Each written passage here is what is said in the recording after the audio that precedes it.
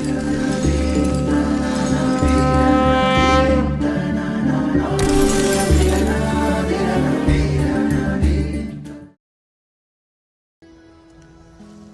શ્રી સ્વામિનારાયણ. વહાલા ભક્તો, ભગવાન સ્વામિનારાયણ દીક્ષિત નંદ સંત જીવન ચરિત્ર પરમહંસ ગાથા ભાગ પેલો. સદગુરુ સ્વામી શ્રી નાના વ્યાપકાનંદ સ્વામીનું જીવન કવન શ્રવણ કરી રહ્યા હતા. સ્વામીના વચન પાલકની આવશ્યકતા વિશે વાત લખે છે. સંવત 1874ની સાલ હતી. ભગવાન સ્વામિનારાયણને રાજી કરવા માટે સંતો ગામડે ગામડે ફરવા જતા અને સંતોને ગામડે ફરવા જવાનું મહારાજે કહ્યું અને ટકોર કરી કે પાષાણની સ્ત્રીની પાષાણ કે ચિત્રની નારી હોય તેનાથી પણ ત્યાગીએ દૂર રહેવું, તો જ તમારું બ્રહ્મચર્ય સિદ્ધ થશે, નહીંતર વિઘ્ન થશે. તે વાત સાંભળી નાના વ્યાપકાનંદ સ્વામી કહે, ચિત્ર પાષાણની નારી તો નિર્જીવ હોય તે શું કરનારી છે? ત્યારે ભગવાન કહે, આજ ઉત્તર નહીં દઈએ, તમે ગામડા ફરવા જાઓ. એમ કહીને સ્વામીને મહારાજ આજ્ઞા કરી છે. સ્વામી ગામડા ફરવા ગયા છે. ફરતા ફરતા સ્વામી થાનગઢ આવ્યા. ત્યાં નજીકમાં એક વાસંગી નાગનું મંદિર હતું. એ સ્થળે રાત્રિએ સ્વામીએ મુકામ કર્યો. બહાર વરસાદી વાતાવરણ હોવાથી તેથી ત્યાં જ રહ્યા.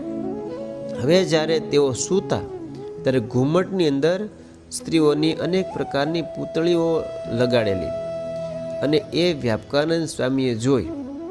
વ્યાપકાનંદે જોઈને નિહાળી, ભૂલા ભાન એનું રૂપ ભાળી.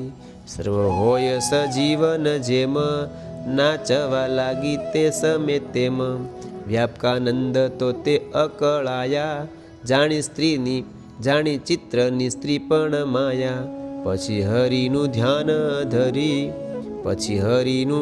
ધરી ધ્યાન કરી પ્રાર્થના તે હસ્થાન. હવે એ સમયે વ્યાપકાનંદ સ્વામીએ ભગવાન સ્વામિનારાયણને પ્રાર્થના કરી અને કહ્યું, મહારાજ, ખરેખર તમે કીધું તું એમ જ છે હો. તમે અહીંથી અદૃશ્ય ન થાવ તો ભગવાનની આણ છે. એટલે તે તરત તમામ સ્ત્રીઓ અદૃશ્ય તો થઈ, પણ એને હૃદયમાં વાત ફિટ થઈ ગયો. હા, ભગવાનની પ્રાર્થના કરી અને એને ભલામણ કરી એટલે તરત નારીઓ બધી અદૃશ્ય થઈ ગઈ. ત્યારે ચિત્ર જ થયા, તેની દ્રષ્ટિ થકી દૂર ગયા. ફરી આવી આગળપુર જ્યારે, લાગ્યા શ્રી હરિને પગે ત્યારે. ભૂલા ગદગદ કંઠેથી વાણી, આપની વાત મેં સત્ય જાણી.